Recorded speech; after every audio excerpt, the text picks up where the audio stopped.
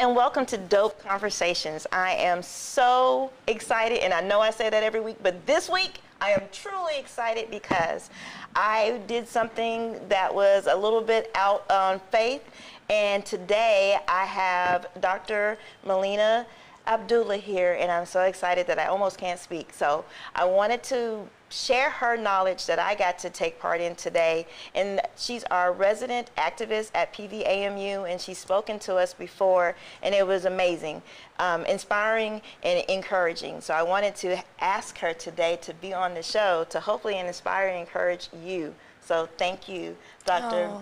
Abdullah, for being here. Thank you so much for inviting me. I'm almost like starstruck, and that's why I'm trying to control my words, because you are like my present day W.E.B. Du Bois. My guests and people always know that I love W.E.B. Du Bois, and when I hear you and I hear your words, they're always so encouraging but thought-provoking and make me think and stretch myself. So thank you for that. Oh, wow. Thank you. Thank you for that honor, for thinking of me even in the same sentence. Yes. Thank you. Sentence. Yes. Thank you. Yes. And then we also have Dr. Melanie Price, who is our director of our Racial for Justice Center here at PVAMU, which is amazing. Oh, thank you. That we even have that opportunity to have that. So we're going to talk to you more about that. And then we also have Dr. Bach, and I'm so glad to have you here as well. So ladies, we are going to share and hopefully give our audience something to think about. And the first thing I really wanted to talk about today was the thing that you always say, for whose I am. Can you explain to our guests and our audience what that means? Sure. So what I had the opportunity to talk with the students and also faculty about is how important it is to know not just who you are, but whose you are. And that's not my saying. My grandmother used to say that. But I think it's a really profound thought, right? Who are you, but whose are you, right? Because we live in a world that tries to get us to think that we belong to systems and institutions that don't serve us. Right. Whose we are is we are our peoples. We belong to our people. We belong to our ancestors. We belong to our Creator. We belong to the purpose that we were divinely ordained to serve. And so always thinking about whose we are. And I think that is so important because we live in a society of YOLO, and we live in a society of doing me. And so when you live that way, you don't worry about for whose you are. And so sometimes you don't do the work for those people that you belong to. So we're going to go to break, and then when we come back, we're going to dive into how do you do the work that can impact and help for whose you are.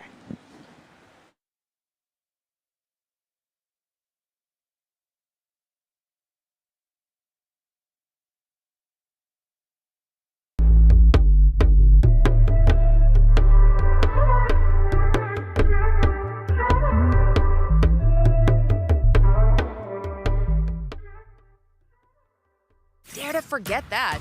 Dare to have fun with it. Get weird with it. Dare to send those old STEM theories flying past the neighbor's house into outer space. Dare to program something internet-breaking, record-breaking. Dare to blow their minds. Dare to learn the difference between sedimentary and metamorphic rock. Go find those rocks. Dare to keep daring. Dare to STEM. Check out She Can STEM to get started.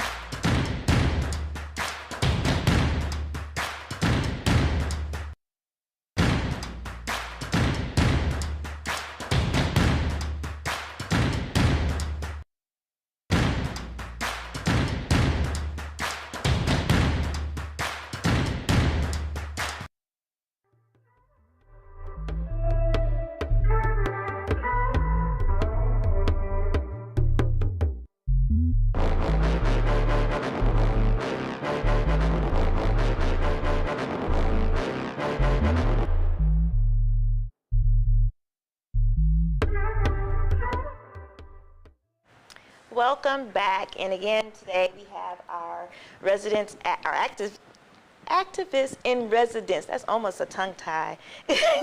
So, one, I needed to ask you, how did you even accept that offer to be PV's AMU activist in residence? Well, I just think it's just a really beautiful thing that you have an activist in residence, that you see it as important to instill in your students the what I call sacred duty, to stand up when you see injustice, and to move forward a vision of a free and liberated world and society. So the activist in residence position was presented to me by my friend, my colleague. I always say I'm the third Price triplet because she's Melanie Price. She has a sister, Melinda Price. Okay. And I'm Melina. Right. It sounds good. Melanie, Melinda, Right. Melina. We all came through graduate school in political science around the same time, and have known each other since we were just young pups. Yes. That's amazing. That's great. Yeah, so Dr. Price reached out and talked about this activist in residence position. Prairie View is my grandmother's alma mater.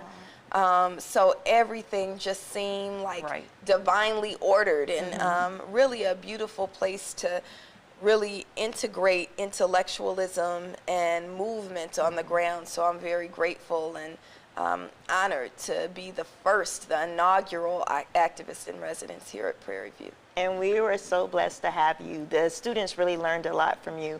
And when you talk about intellectualism, one of the things that I think about is Brown versus the Board of Education. Our fight to have equal education in the Black community was a long fight.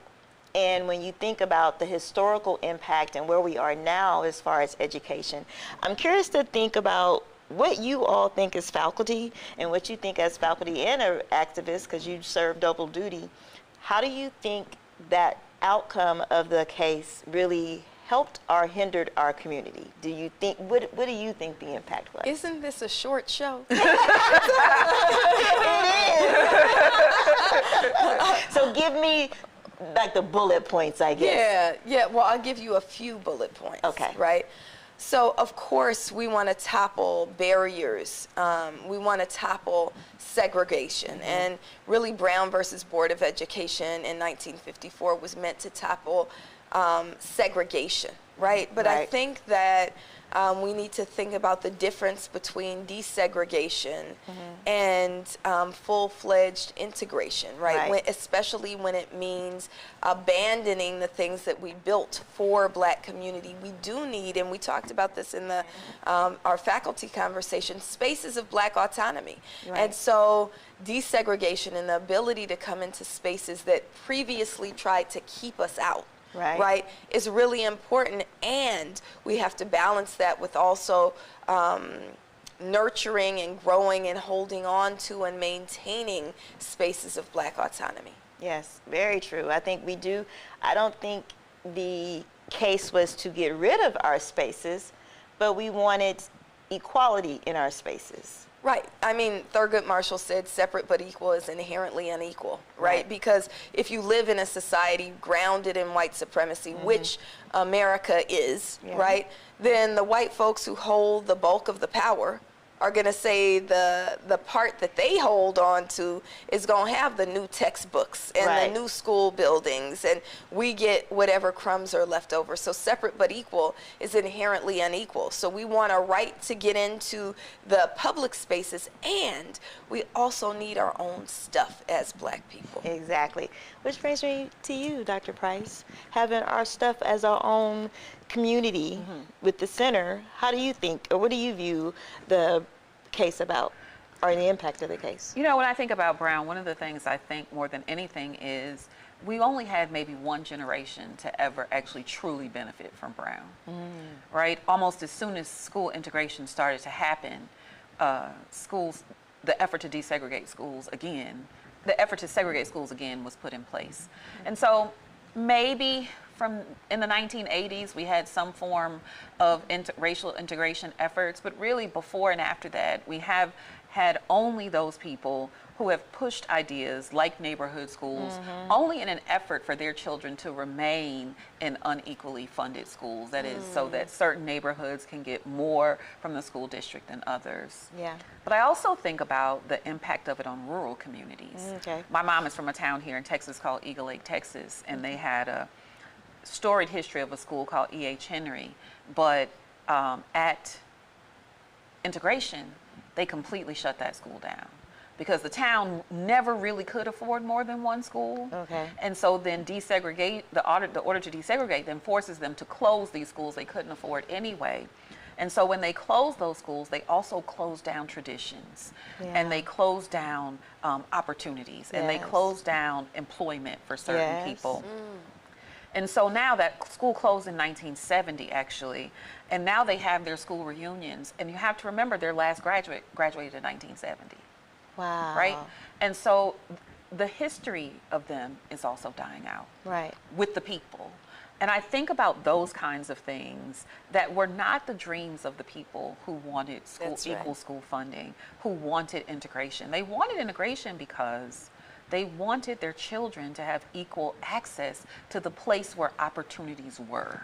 Correct. And today it remains that the best indicator of the kind of education your child will get is how many white children are in the classroom. That's right. Dr. Block.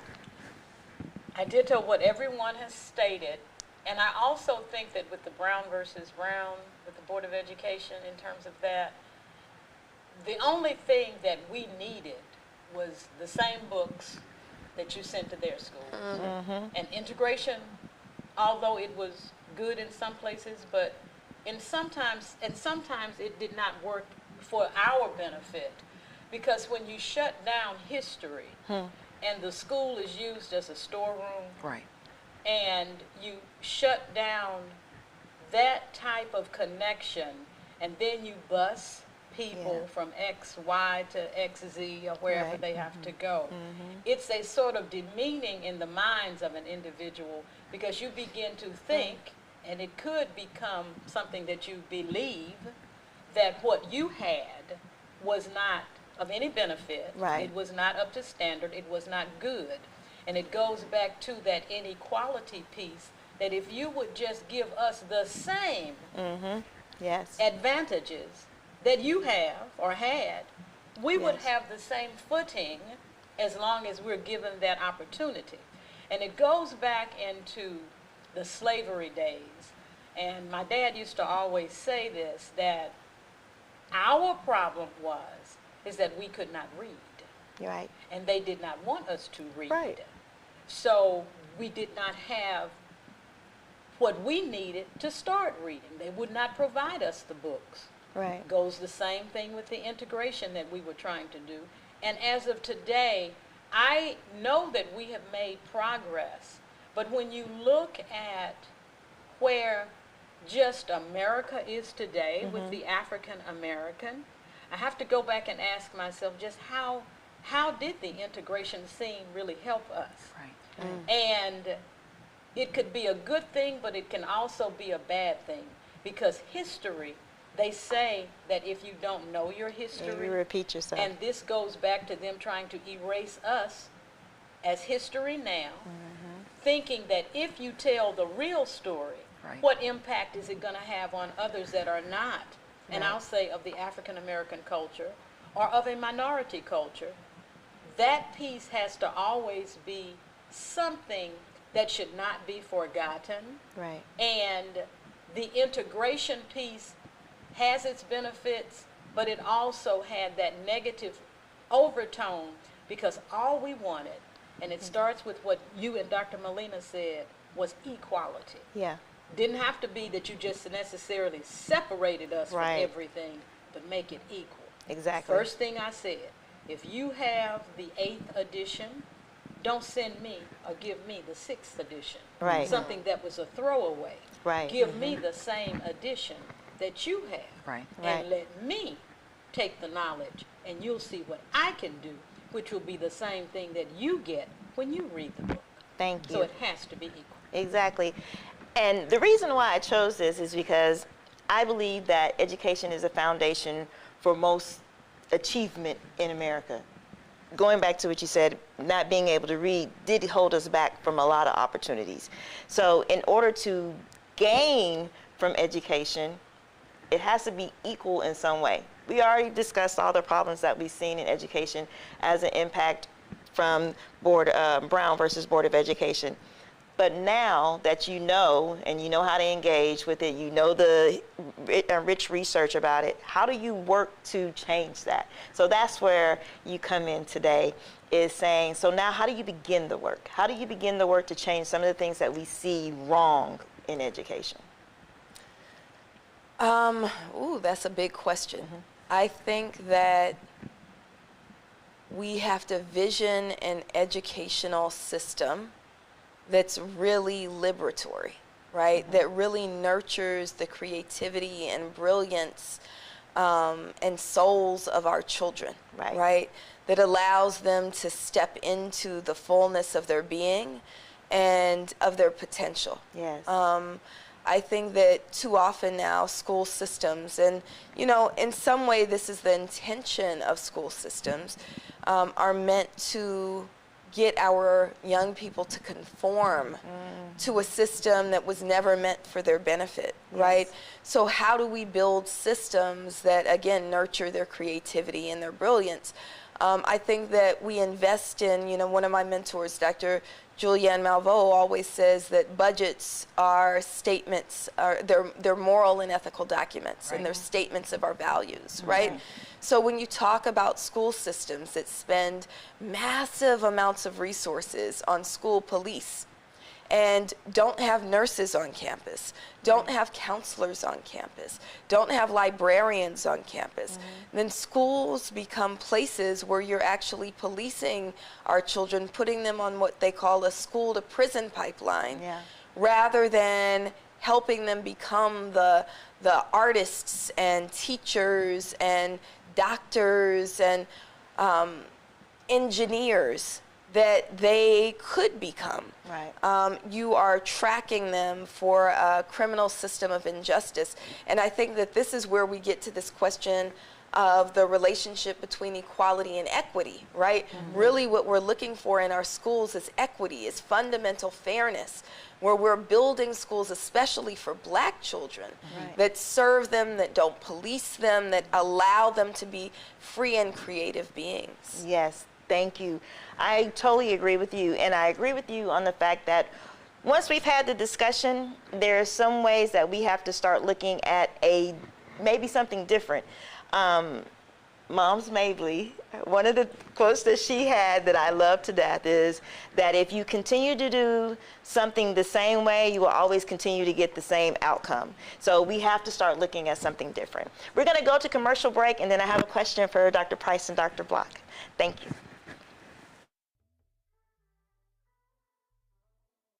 What do an aerospace engineer, cancer immunologist, and bat scientist all have in common? We all have cool jobs in STEM fields. Whether it's building robots or learning to code, girls everywhere are finding their passion for science, technology, engineering, and math through positive role models and mentors. So dare to dive in, get connected, and explore. You never know what your future may hold. Learn more about these and even more cool jobs at SheCanSTEM.com.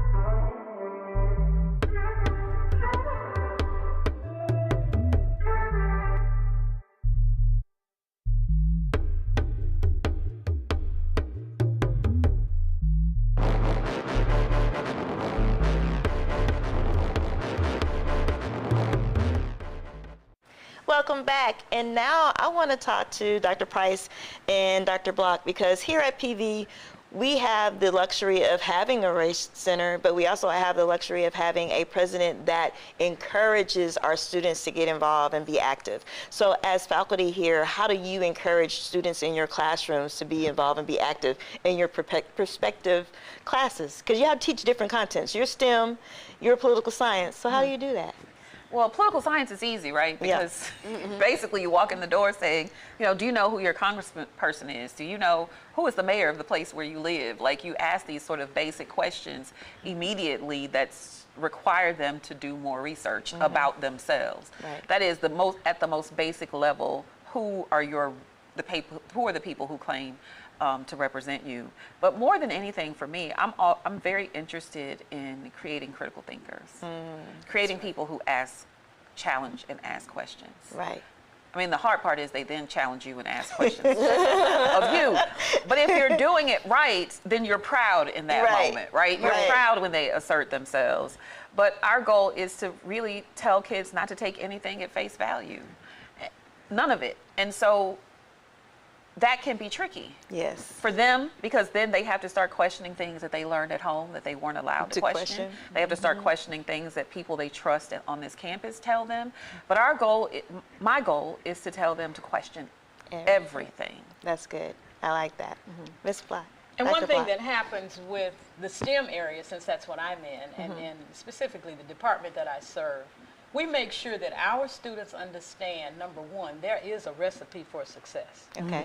And a part of that recipe is having knowledge as to what's going on around you. Yeah.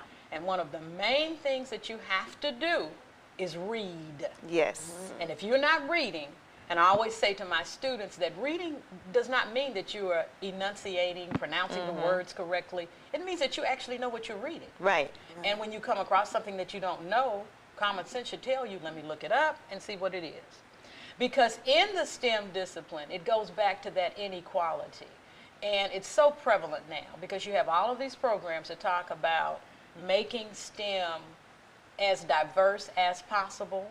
Well, one of the problems with that is if it does not start at, I would say, kindergarten, elementary, where you are letting a person who would be classified as a minority or underserved understand and realize that this is something that they can do, but instead you demean the person that they are and make them think that they cannot think, then you have already hurt the problem more than anything. Right. Because it gets embedded into the mind of an individual. And that gets into stereotype threat. They have that embedded theory that, oh, if I fail, I represent and I fail my whole culture. Then that's everybody. So that's a lot of weight to carry on. But I like to be clear that it's not just stereotype threat, right? It's actual threat, right? Okay. It's not, stereotype implies that you believe as a person that someone is stereotyping you. But no, you're saying no. But it's these threat, people threat. are actually stereotyping them, who are actually holding biased opinions about who can do math and who can do science and who can do higher order thinking. Yeah, you're right. So it's that threat that's also important too. And it's beyond threat. Right. Because it's actually implemented. It's not it's not just threat. It's exactly. You know, as you were speaking, and I don't mean to go off on a tangent, but you know, I'm a mother too, right? And I have a 15-year-old daughter. She's just discovered physics. And we were talking about time travel. I said, if you study physics, you could actually be a researcher who does time travel study. Right. And she got excited and she said, but Mama, I don't know math. And I had to say to her, because I remember she used to love math in elementary school, but somehow she lost math. And I don't know math because I lost math in junior high school too. But I had to say to her, Amara, you're 15 years old. Even if you had to go all the way back to the beginning, it's only a few years back. We can relearn math. Right. So what I'm saying is it's not just threat. It's that the systems were created to deny my daughter math, to deny me math, you math, you know, because political scientists, we pretend we do math, but we don't really do math, right? Or I don't, right? I'd like to point out that I know 5 black PhDs in physics who have graduated from this very institution. Okay. That's a plug for you and Amara. That's right. But it's not just a threat. It's Yeah. that they have constructed systems Right, to keep them out of it. that suppress that math, that science genius in little black girls like my daughter. Yeah. Yeah. Right. know? Yeah. And you know, that leads to what a lot of people are talking about now, which is the imposter Syndrome. Right. because of you putting in the minds of someone, maybe you're not good enough. Right. Right. And then you start that doubting. And, you know, a lot of times, even with that male, that Yeah. little black boy, when you look at him and you demean him right from the beginning, Right. it's a system where maybe you know what you're doing, but it's so unfortunate that once that heartbeat is a piece of it has been taken away, it is so hard to get it to come back. It is. And you realize, I really can't do this. Yes. Which it all goes back to, we need a recipe for success. Right. Yes. And we just need to let our students know, these are the things that you need to do. And it starts very early. Yes. Because Yeah. once you let it die down, it's so hard to pick it back up on That's the right. inside of an individual. Because you, just like you said with your daughter, she has in her mind now that she can't handle math. Right. Well, that's probably, it could have been an incident that might have happened where she was trying to do a problem and somebody said, oh, that's too hard for you. Maybe she kept hearing it, and then it gets in the mindset, and Right. you just develop that attitude, well, maybe this is not for me. Let me just leave it alone. Yeah. But if we keep plugging away and making sure that our children have the same advantages, because you have to look at the school systems. A lot of them don't have us of the STEM color in there working with the students, so they don't see them. And sometimes they might not see them until they get into junior high. Yes. That's all they've seen, not a person that looks like us. So that makes them wonder right away, well, where are my people? Are we capable of doing this? Yeah. And I just had a parent that visited me yesterday, and one of the things I said to them was, nobody understands us any better than us. Ooh, now see, So- that's a word. Nobody understands us any better than us. And with that, Dr. Block, I'm gonna close out, but I want to close out on that note. Nobody understands us better than us. We need each other to do this work. I've heard you so many times say that we have to work in numbers.